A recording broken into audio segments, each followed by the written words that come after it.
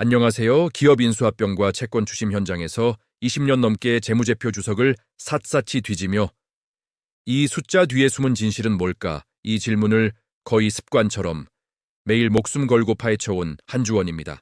지금까지 우리는 숫자의 겉면을 하나씩 뜯어봤습니다. 재무상태표로 체력받고, 손익계산서로 수익구조 받고, 현금 흐름표로 진짜 돈의 이동을 확인했죠. 그런데요, 여기까지 봤는데도 아직 반밖에 안 봤을 수 있습니다. 왜냐하면 재무제표 본문 숫자는 결과고 그 결과를 만드는 규칙과 가정은 대부분 주석에 숨겨져 있기 때문입니다. 오늘 43강은 그래서 주석으로 들어갑니다. 그 중에서도 제일 먼저, 제일 꼼꼼히 읽어야 하는 곳, 중요한 회계정책 요약, 그리고 회계추정 변경 주석입니다. 제가 현장에서 배운 교훈 하나를 딱 박아드릴게요. 주석을 안 읽으면 재무제표의 절반은 못 본 겁니다. 숫자는 거짓말을 못합니다. 하지만 경영진은 숫자 뒤에 정책과 추정을 이용해서 숫자가 원래 그런 것처럼 보이게 만들 수 있어요. 오늘은 이걸 실전적으로 풀어드립니다. 왜 꼭 읽어야 하는지, 어디를 먼저 봐야 하는지, 그리고 어떤 변화가 나오면 이건 냄새다 하고 잡아내야 하는지 호흡 길게 차근차근 가겠습니다. 첫 번째, 중요한 회계정책 요약 주석. 왜 꼭 읽어야 하느냐? 이 주석은 한마디로 우리 회사는 이런 방식으로 숫자를 만든다 라고 선언하는 곳입니다. 같은 매출 1조라도 회계정책이 다르면 이익이 다르게 보입니다. 같은 재고 5천억도 평가방법이 다르면 원가가 다르게 잡혀요. 같은 공장도 감가상각 방식이 달라지면 영업이익이 달라집니다. 그러니까 이 주석을 안 읽으면 이 회사가 원래 이렇게 벌었다 바라가 아니라 이 회사가 이렇게 보이도록 만들었다 일 수도 있는 겁니다. 자, 그럼 여기서 뭘 보느냐? 제가 현장에서 먼저 찍는 핵심 항목들을 정리해 드릴게요. 매출 인식 기준 매출을 언제 잡느냐? 인도 시점인지, 진행 기준인지, 환불 리베이트 할인 같은 가변 대가를 어떻게 추정하는지. 이게 조금만 흔들려도 매출이 앞당겨지고 이익이 뻥튀기 됩니다. 재고자산 평가 방법 선입선출이냐, 평균법이냐. 원가 흐름이 달라지고 매출 원가율이 달라집니다. 원자재 가격 급등 급락 구간에서는 특히 민감해요. 감가상각 방법과 내용 연수, 잔존 가치, 이게 이익 조정의 단골 메뉴입니다. 내용 연수를 늘리면 감가상각비가 줄고 영업이익이 늘어납니다. 현금은 그대로인데 이익만 좋아 보여요. 무형자산 자산화 기준 연구는 비용, 개발은 자산. 이 경계선을 어떻게 잡느냐에 따라 비용을 줄이고 자산을 늘리는 효과가 생깁니다. IT 바이오릭 게임에서 특히 자주 보입니다. 충당 부채 설정 기준 제품 보증, 소송, 반품, 퇴직급여. 충당 부채는 추정이라서 적게 잡으면 이익이 늘고 많이 잡으면 이익이 줄어요. 그리고 나중에 환입하면 또 이익이 늘어납니다. 즉, 타이밍을 조절할 수 있습니다. 금융상품 분류 측정 공정가치로 평가하느냐, 상각 후원가로 평가하느냐, 평가 이익 손실이 손익으로 튈 수도 있고 기타 포괄손익으로 빠질 수도 있죠. 리스 회계 처리, 사용권 자산, 리스 부채 인식 기준. 부채가 늘어 보이기도 하고 비용 구조가 바뀌기도 합니다. 특히 임차가 많은 유통, 항공, 물류에서 중요합니다.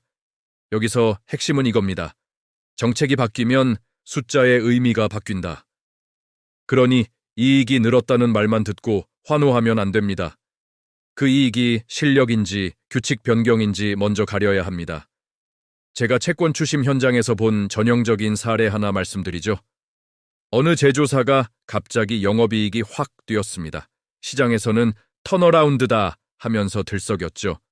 근데 주석을 열어보니 내용 연수를 7년에서 12년으로 늘려놨어요. 감가상각비가 크게 줄어서 이익이 좋아 보인 겁니다. 현금 흐름은 그대로였습니다. 오히려 운전자본은 나빠지고 있었어요. 그리고 결과는 뻔했습니다. 2, 3년 뒤 현금이 말라가고 그때부터는 아무리 장부를 예쁘게 꾸며도 못 버팁니다. 현금이 안 따라오면 회계는 결국 무너집니다. 두 번째, 회계 추정 변경 주석, 이게 더 위험합니다. 회계 정책 변경이 규칙을 바꾸는 거라면 회계 추정 변경은 그 규칙 안에서 숫자를 만드는 가정을 바꾸는 것입니다. 내용 연수, 잔존 가치, 대손율, 충당 부채율, 할인율 이런 것들은 정답이 없습니다. 그래서 경영진이 마음만 먹으면 이익을 조정하기 가장 쉬운 영역이 됩니다. 그리고 더 중요한 특징, 회계 추정 변경은 보통 전향적 적용입니다. 과거 재무제표를 다시 고치지 않습니다. 그냥 이제부터 이렇게 볼게요 하고 미래 기간에 영향을 주죠. 그래서 투자자 입장에서 더 위험합니다. 왜냐하면 과거 숫자를 보면 티가 안 나고 올해부터 좋아졌다처럼 보이기 쉽거든요. 주석에는 보통 이런 게 반드시 나옵니다. 변경된 추정 항목이 무엇인지, 변경 이유가 무엇인지, 당기 순이익에 미친 영향액이 얼마인지, 미래 기간에 미칠 예상 영향이 무엇인지. 여기서 영향액을 절대 놓치면 안 됩니다. 이게 사실상 경영진이 남겨준 힌트예요. 우리가 손댄 만큼 이익이 이렇게 변했다를 숫자로 써놓는 겁니다. 실전에서 흔히 보는 형태를 예로 들면 이런 겁니다. 대손충당금 설정률을 낮춘다. 당기순이익이 늘어난다. 내용 연수를 연장한다. 감가상각비가 줄어 이익이 늘어난다. 할인율을 바꾼다. 퇴직급 여충당부채가 줄거나 늘면서 손익이 움직인다. 여기서 중요한 건 바꿨다 못가 아니라 왜 하필 지금 바꿨냐입니다. 회계 추정 변경이 진짜로 합리적인 경우도 있습니다. 사업 구조가 바뀌었거나 자산 사용 패턴이 바뀌었거나 고객 구성과 회수 패턴이 바뀌었을 수도 있죠. 근데요. 제가 현장에서 경계하는 건 이런 문장입니다. 더 정확한 추정을 위해 경영 환경 변화에 따라 합리적 판단에 근거하여 이렇게 두루뭉술하게 써놓고 정작 영향액이 이익의 20%, 30%를 먹는다? 그럼 저는 바로 멈춰서 다시 봅니다. 왜냐하면 이런 경우는 실적이 흔들릴 때 혹은 목표 이익을 맞춰야 할 때 혹은 차입 조건 재무 약정 때문에 이익을 보이게 만들어야 할 때 등장하는 경우가 많거든요. 자, 이제 43강의 핵심을 실전 체크리스트로 딱 정리해드리겠습니다. 방송에서는 이 5줄만 외워도 됩니다. 중요한 회계정책 요약에서 최근 변경이 있었나? 매출 인식, 감가, 상각, 재고, 충당부채. 회계 추정 변경이 있었나? 내용 연수, 대손율, 할인율, 충당부채율. 변경 영향액이 당기순이익에서 차지하는 비중은 얼마나 되나? 변경 이유가 구체적인가? 아니면 모호한 문장으로 덮었나? 이런 변경이 한 번이 아니라 반복되고 있나? 이 5가지를 훑으면 숫자 뒤에 경영진의 손길이 있는지, 실력이 좋아진 건지, 아니면 보이게 만든 건지 윤곽이 잡힙니다. 오늘 43강은 여기까지입니다. 다음 44강에서는 우발부채, 소송보증 같은 숨겨진 리스크 주석으로 넘어갑니다. 겉으로는 멀쩡한데 주석 한 줄에 폭탄이 숨어 있는 경우 진짜 많습니다. 그 폭탄을 미리 찾아내는 법을 현장 사례로 깊이 이야기 나누어 보겠습니다. 지금까지 기업인수합병 채권 추심 전문가 한주원이었습니다.